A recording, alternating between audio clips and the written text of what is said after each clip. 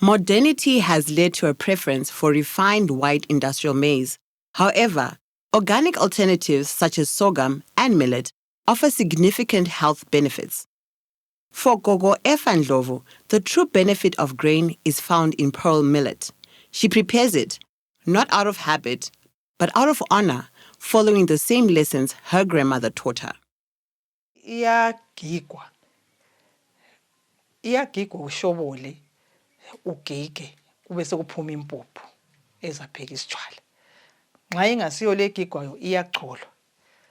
Iyashotsholwa uyikhipha isikuba suyikhanzinga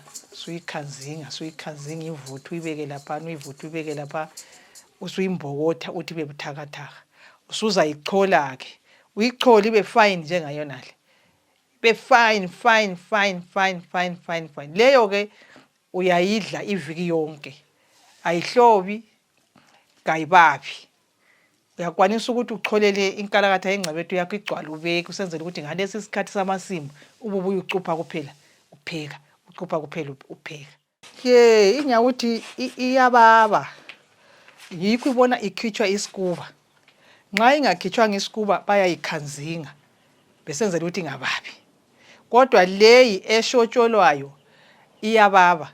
Even impuphu yakhona ungayilalisa iyababa. Kodwa emzimbeni ibisiqinisa umzimba.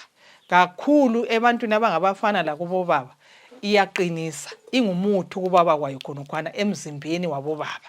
Tine selavathakathi, tine selavathakathi, tine selavathakathi, tine selavathakathi, tine selavathakathi.